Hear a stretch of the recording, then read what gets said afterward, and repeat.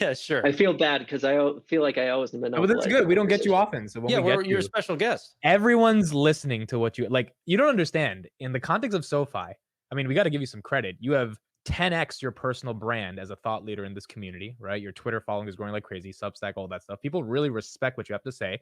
I think the company's going to be well in the next 3-4 years. So when it gets to 20-30 bucks, you're going to have thousands, tens of thousands of people caring about what you have to say. So these are the early days, and we're getting it on footage right now. And in 4 years, we're going to look back at you being prophetic about this company. But it could also go to shit, Hopefully, and you could also be a it could. dumbass, right? And I so like could. it'll be It's fun to see possible. what it turns out. All right, let's shit on Tanner's thesis on Apple taking over the world. This fucking stupid argument he made 2 months. This Go ahead. fucking idiotic It's argument. not stupid. Yo, when It I got is. the Wall Street Journal Doesn't mean I fucking agree. Go ahead. notification, Go I ahead. thought of you. I was like, yeah, Tanner, this is dumb. I knew it was dumb. the whole time. Big news today. The Supreme Court just ruled that Biden is overstepping his powers, and they don't believe that this was in his right, and that this is potentially hurting some states' income. But this is something that we've been expecting for a while, and obviously it's going to be a tailwind for SoFi. Not so much from the actual forgiveness perspective, but the fact that repayment starts in August. So obviously that's going to be positive for SoFi, especially because they weren't accounting for that in the beginning of the year when they made their forecast. We all knew it was going to come to an end sometime. The big question was, we just wanted to know when. SoFi's been student loan agnostic for a long time. I think that the opinion of the court was pretty unequivocal. Justice Roberts, who's the chief justice, and it was 6-3, which was more than I think most people thought it would be. Yeah. Most people assumed, or we thought it would be 5-4, right, one way or the other. In the actual opinion, he says the secretary's plan has modified the cited provisions only in the same sense that the French Revolution modified the status of the French nobility. It has abolished them and supplanted them with a new regime entirely. So that's really bold language. He's saying that they went above and beyond the powers that were granted them by Congress. From the justice's perspective, at least this Supreme Court, this was unconstitutional. Like, power of the purse resides with Congress, and they overstepped by trying to give this much in forgiveness. What it means for SoFi, actually, it's not that much, right? The big thing was the moratorium ending. When I ran the numbers for the article that I wrote, it was something along the lines, somewhere around like 93% of what we'd expect to get back, we'd get back whether or not there was forgiveness. So this is an extra like 7-8% that you'd probably end up getting a boost to originations. But when you're going from like 0 to 93, that's a much bigger deal than going from 93 to 100. I think that Biden is going to try to do some sort of forgiveness through the Higher Education Act. I think that his plan was actually to do it through this first, right? And then if this didn't work, then to go through the Higher Education Act, because progressives have been maintaining since the beginning that he should try to utilize that in order to grant forgiveness. He kind of tried to do this first and use the emergency powers that he was granted. I actually think that they were probably planning on extending payment moratorium until that went through, which kind of highlights, I think, also why it was prudent of SoFi to do the lawsuit that they did previously, that now they didn't need to, right? Because Republicans made a compromise with the debt ceiling agreement that started student loan payment back up. So I guess those are my broad general thoughts. I can imagine from Biden's perspective, he has no escape route because of how large this forgiveness was to his entire campaign and his entire term. I can totally see the Democrats trying to push something else of that same vein, but that doesn't necessarily mean that there's going to be another moratorium. And I don't think that's going to affect SoFi to the same degree, because for us, the main thing was the moratorium, not the forgiveness itself. I'm curious because you said 7 to 8%, and I'm sure that's a much more analyzed approach than what Brad Freeman said of around 15%. I think he was more just taking a rough basis of what this extra 10,000, 20,000 might mean. Essentially, the $200 billion total addressable market, is that 8% higher now? 216 billion roughly? Is that a fair way to think about it? And does that bring us closer to profitability now than maybe what they guided for? They haven't specified, at least as far as I've heard, what they were guiding for as far as whether or not forgiveness was coming back. But again, I think it's pretty small one way or the other. The TAM is probably including all of that, because they probably just looked at this is how much debt is due, right? They probably didn't look at this is how much this debt is due minus forgiveness if forgiveness goes through. But the TAM really isn't that important. It's more about how much we actually get of that TAM, right? People, I don't know, like total addressable markets are massive. Because wouldn't 1.7 trillion be the total addressable market and 200 billion be the serviceable market? So the 200 billion is what's inside their credit box. and they think it would benefit from refinancing with SoFi. So you're right, that is the SAM. So they've stripped out all the FICOs that are below 680, and they've stripped out all of the people that probably wouldn't benefit. So like if you've got like a $10,000 loan and it's 5%. So basically all undergraduate loans, low enough both in the amount that you have too, right? Like the total principal of your loan, and low enough in your interest rate that it's not going to make any sense to refi with SoFi. It's going to be graduate loans, and it's going to be other private loans probably are going to be the bigger addressable market, the ones that SoFi can actually refinance, and it makes sense to do so. If repayment starts in August, can they even ramp up that fast to have a material impact on their numbers? Like they could probably start the ramp right now leading into August and go for a full campaign. But I'm hoping for a Q3 profitability, in which case this really, I mean, it would be beneficial for them for Q4 because that's when the numbers would start making some type of small dent. Obviously, this is a 2024 tailwind. Since it's starting back in late August, and after the ramp up time, it's going to be in the fall. I don't see how this is going to be a material impact in their numbers. If not, like it's going to reflect in Q4, but just a small amount. Every time that the moratorium was about to expire, there was a little bit of ramp up in student loans. I don't actually think that this is going to be the real ramp whenever I say Q3, but I do think that we might see larger student loans than what potentially we would see on a normal quarter. Chris, like how big can student loans get for SoFi? I know personal loans are a profit engine right now, but I was actually surprised. So I'd never known that they had a 40% market share previously, and now it's up to 60%. It can't get as big as home loans and personal loans. The really sad part about all this stuff with student loans, honestly, is that they're not doing anything to actually help the borrowers.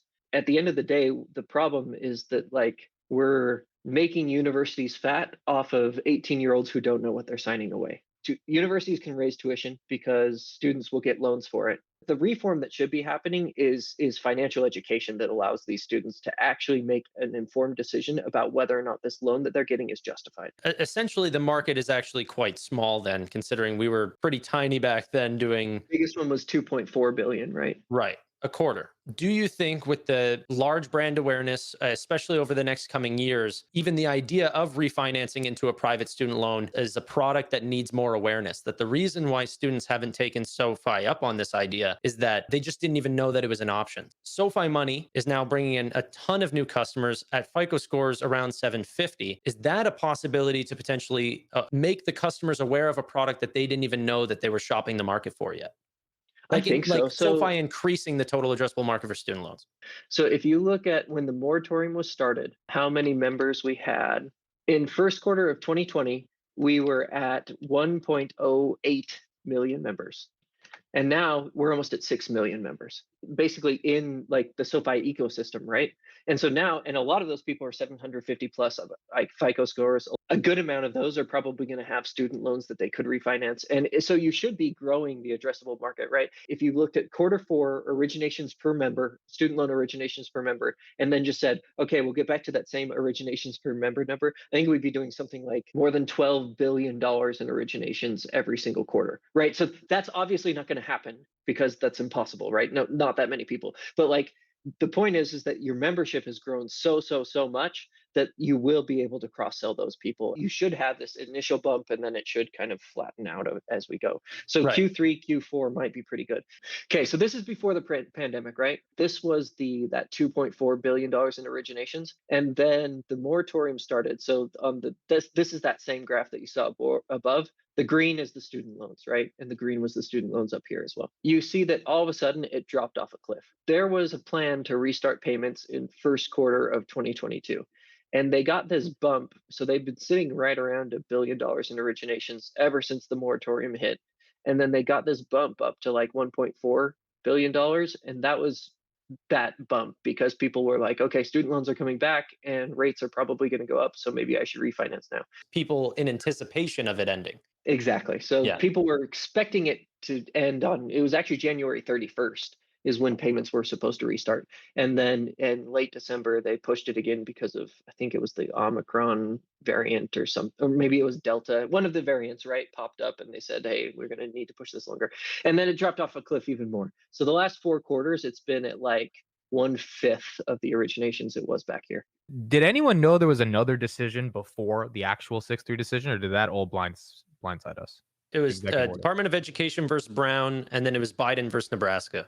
And all we needed to care about was Biden versus Nebraska, to be honest. So the second we saw Department of Education, which came out 5 minutes before the other, we were starting to rifle through the paperwork, and SoFi got halted because like it dropped like a rock, and then it got halted, and then they released the other one. It was still a sell the news event, though. It was definitely sell the news. I think there was a lot of people like Amit that kind of paid off all their bills to around $10,000 or 20 grand or whatever it was, to then realize that, oh, okay, these payments do need to go through. And I don't know what the minimum origination volume for SoFi is, but I'm sure they'll do a $10,000 loan. And I'm happy for you to be a customer, Amit. I got to pay that What off. do you know at rate? I assume it's an undergrad loan, so it's probably an undergrad and it's federal. through SoFi. So yeah, it's going to be better. No, I'm struggling with, do I just pay the thing off? Because like I have the 10 grand in cash, I can get it over with.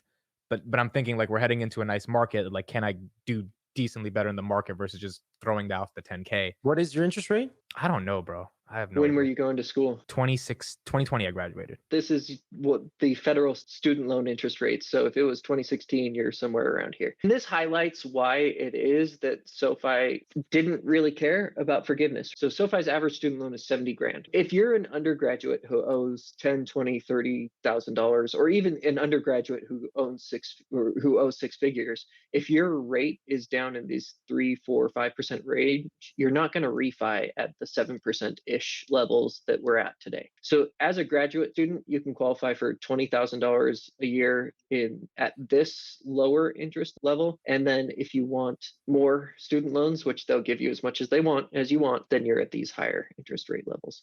And so those are the people that SoFi is really focusing on. Okay, so last question before we move to the EBITDA implications of this for SoFi. I want to get your kind of ideological take. I don't know if you talked about it when I was gone, but you personally believe that people should pay their fucking loans and stop complaining, correct? Or do you sympathize at all with, we gave PPP loans, we bailed out the airlines, we can't give kids a couple grand to get started in life? Like, where do you stand on that? I think it's really unfair. The way that this is set up, the federal government will give you as many loans as you want for as much as you want, basically. Most of these people don't understand as 18 to 22-year-olds what they're getting themselves into. Universities have been ramping tuition like crazy because it'll be paid for, because these people aren't seeing the bill at the time that they're paying it. They're seeing it later and they're not making informed decisions. And so I think it's really irresponsible that we give federal student loans at all. The universities are getting fat and rich. These people are not understanding the loans that they're taking, and then they're strapped with that debt forever. They can't discharge it in bankruptcy. It'll go to your kids if you die. Like, student loan debt follows you no matter what. At the same time, I think that one of the things that I'm worried about just culturally is that people don't want to take responsibility for their actions. I think personal responsibility and accountability is really, really important, but you also have to let the person know ahead of time what they're going to be accountable for. I actually think that the best thing to do would be to privatize all student loans, because then if a bank is giving this loan out, they're going to say, what's your major? How much money do you have in the bank? What are you going to do after college?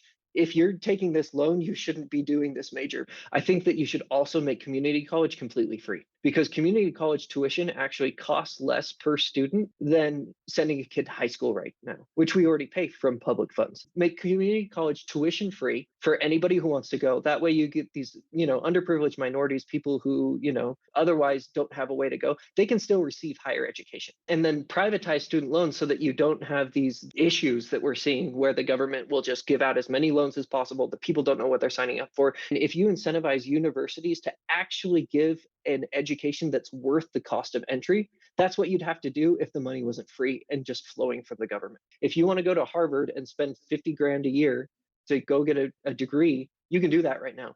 But if a bank is holding that loan and it can be discharged in bankruptcy, and they know that that's going to happen, they're going to come to you and say, no, dude, we're not giving you that loan. Yeah, I saw this thing, a cohort of people who were saying, I'm paying for these other people's student loans for my taxes. And then another cohort were saying, like, okay, let's push it back. They made a parallel to small business loans. And they were saying, well, if I came to you with a small business loan and I said, hey, look, the first 5 years are just going to be me investing in that business. You're not going to see any ROI at all. And then after that period, you're going to see, there's a chance that you might see very small returns. And then maybe after 10 years, you're actually going to, be profitable in that loan. there'd be no bank in America that would ever give you that business loan. So why do we do it for student loans? Let me ask you this question. Let's say you go the private loan option with the banks, which I think makes a lot of sense. No bank will give you a private loan for a gender studies degree, a liberal arts degree.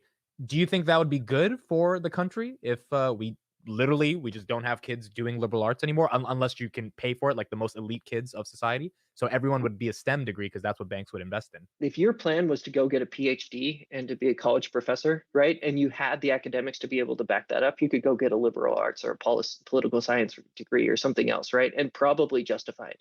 The other thing is there's quite a few people who just pay for their way through college or have, parents who will pay for them or whatever it is. But the truth is that if there was just a lower enrollments for students in certain areas, then the colleges would just lower the cost of education in those areas because they would still want students to come in at any price because they know to actually fund the colleges, you don't need 50,000 per student per year. So we're basically saying the free market would solve a lot of these issues. That's the key, right? Is that if you privatize the loans, you make community college free. Now also universities have a free alternative. The main part is that markets can solve this as long as you let free markets take their course. But, all right, EBITDA, we're moving on. So yeah, I would love to know more about projections. Okay, we'll go through this quick. So I did these scenarios. This is just incremental revenue, incremental EBITDA based on the scenarios. And this is for 2024. In the bear scenario, we get about $140 million of extra revenue that we didn't have this year and an extra $50 million of EBITDA. And I consider the baseline to actually be pretty conservative. Even if we just hit the baseline stuff, this is an extra, approximately $100 million per quarter. So this would be Q4 of 2024. If my scenarios hit, we're talking about like an extra 20% growth for free. And so this is 20% growth by itself. If everything else, so personal loans stay flat, home loan stays flat, we don't get anything else from Galileo, and we don't get anything else from financial services, you're already baking in 20% growth next year with the baseline scenario. The bullish scenario is just like, it's not even that bullish. It's we get back to the amount of money that we got historically from student loans. So it's not even saying like this is going to be even more profitable than it was previously. It's just saying student loans coming back will have the same amount of profitability as it did before it went away. It's not an out of this world prediction, but these are big numbers, right? Like even the bearish scenario, like that's a lot of money, right? Like an extra $140 million a year, it's basically an extra 7-8% growth rate for free. Basically, this is going to be good for shareholders. I think so. Do you think we get GAAP profitable next quarter or Q3? Yeah, I don't think it happens in second quarter. No, I don't think we get an extra $40 million. Like it's in the realm of possibility. It really depends on Galileo. Do you think there's any concerns with we factored in 2 rate cuts and Jerome's thinking of raising 2 times? No, I don't think so. There were 3 things in our guidance that probably aren't going to come true, right? Number 1 is we guided for those 2 rate cuts. Number 2, we guided for 5% unemployment by the end of this year. And number 3, SoFi guided for 2.5% contraction, GDP contraction. Rates are definitely not going to come down that much unless like we get a real crash. But the most recent Fed projections put unemployment at 4.1% by the end of this year and put GDP as going up. They were all better than SoFi was expecting. Like SoFi had more bearish takes on, like they thought the recession was going to be deeper than what it actually is. If rates don't come down, that is a small headwind, but it's not as big a headwind as a tailwind in unemployment is, because when defaults in personal loans are going to happen when people are unemployed. As long as people are employed, they're going to keep paying their loans for the most part, right? Like generally speaking. But yeah, I think generally SoFi, like their guidance is really conservative. All right, let's shit on Tanner's thesis on Apple taking over the world. This fucking stupid argument he made 2 months. This fucking idiotic argument. It's not stupid. Yo, when I got the Wall Street Journal Doesn't mean I fucking agree. Go ahead. notification, Go I ahead. thought of you. I was like, yeah, Tannor, this is dumb. I knew it was dumb.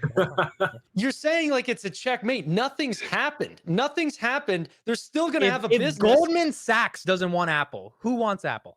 Goldman Sachs doesn't want consumer banking because they lost on every single front. Okay, so who wants it, Tannor? You think JP Morgan's going to take it over? Bank of America? Apparently Amex. The problem with Apple is they screw over all of their partners all the time and they take all the margins for themselves. Like, and it's not a problem, right? That's why Apple does great business and that's why Apple is the biggest company in the world. But it's really hard to partner with Apple and make money doing it. So, Go ahead. Okay, context. News came out today. I think Wall Street Journal was the first to report it. Goldman Sachs is looking to end its partnership with Apple. Ironically, it happened in the same day that Apple crossed the $3 trillion market cap. But as you all know, Goldman is the partner in the Apple savings account, the Apple card, the thing that offers you 5% on your money.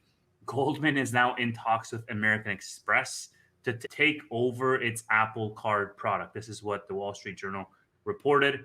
And apparently, Goldman's already lost over $1 billion just last year due to its Apple partnership. Why did they lose money? Well, it's a high percentage, the 5%, and Goldman's the one that's footing the bill for that. Just to add to Tevis's comment, Goldman Sachs is locked into a contract all the way to 2030. So for 10 whatever years, deal happens, it's going to be in Apple's favor because Goldman Sachs has more to lose staying in the contract.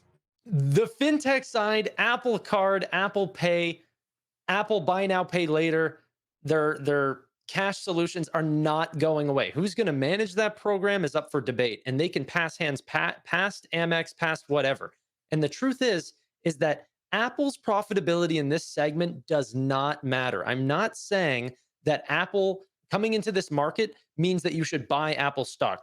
If there is a player in a space that is willing to lower margins for the entire space, like FedNow, for example, then it hurts the entire industry, and that everyone has to comply, or else lose market share.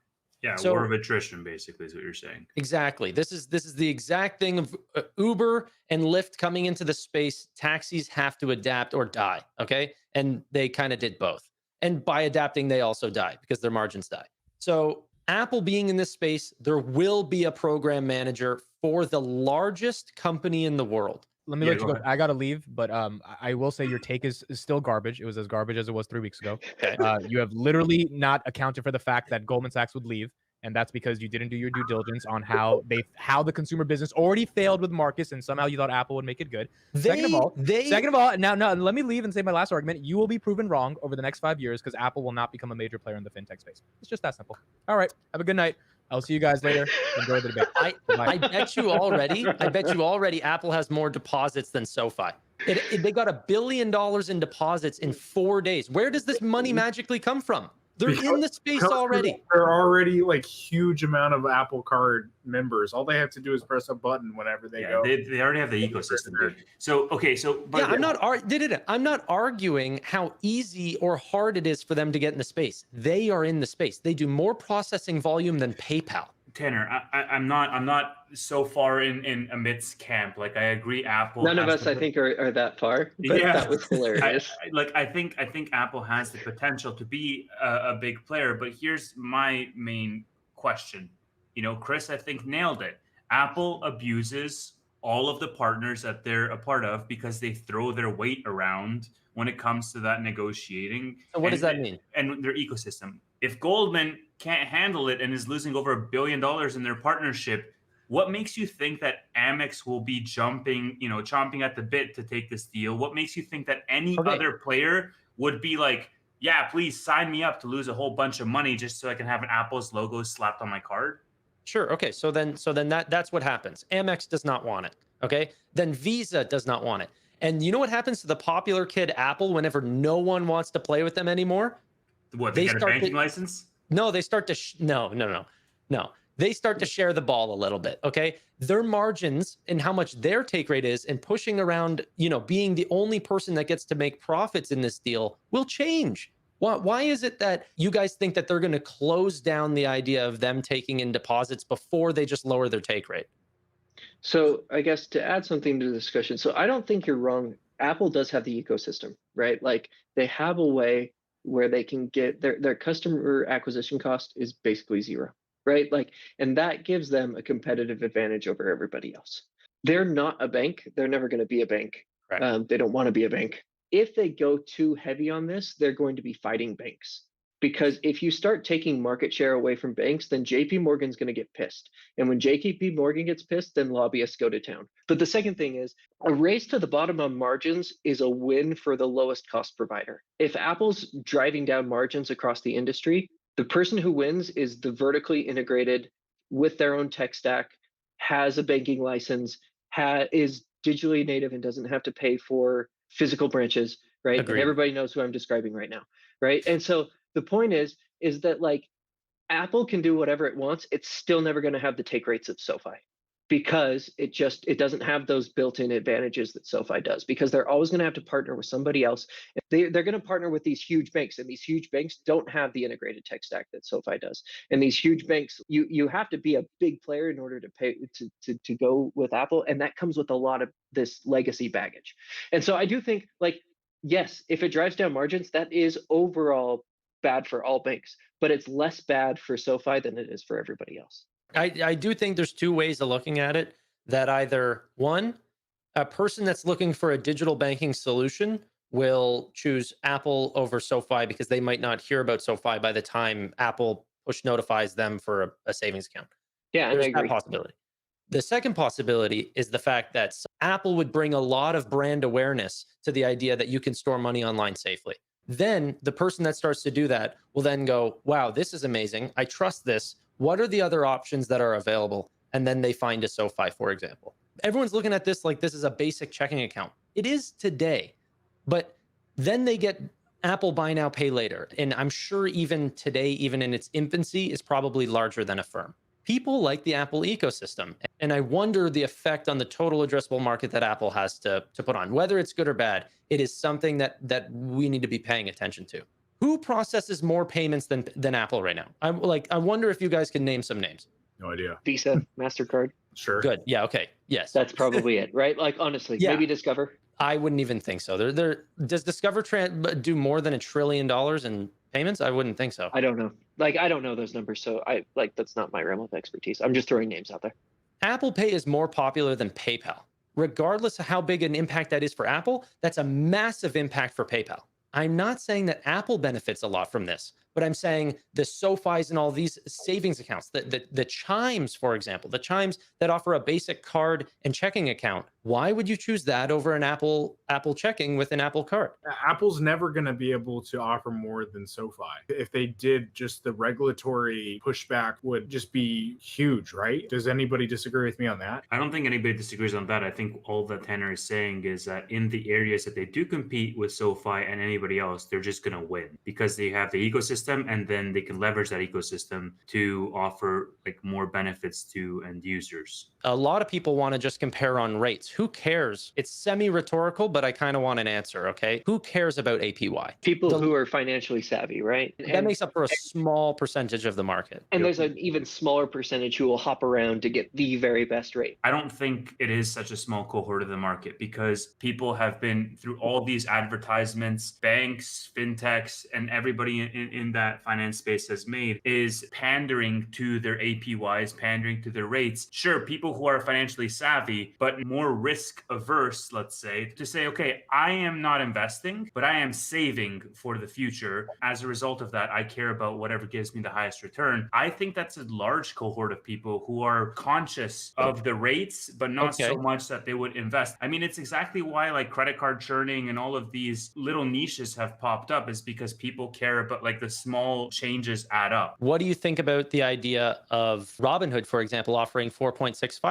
And then whenever you actually look, but okay, so then you need 10,000. I forget what the number is, but it's like, sure, but not a lot of people will do that math. They're just going to see a subscription and then just be like, oh, like I'll just go to the other one. Potentially, but all I'm thinking about is whenever you do look at those alternatives, the member counts on Robinhood was like 60,000 2 quarters ago, 180,000, and then you're seeing 400,000+ at but SoFi. Also, Robinhood is not a savings account. Robinhood is a brokerage account. It doesn't matter if they give you a rate. Like I think people will make that distinction. No one knows the difference between a cash management account and a checking and savings.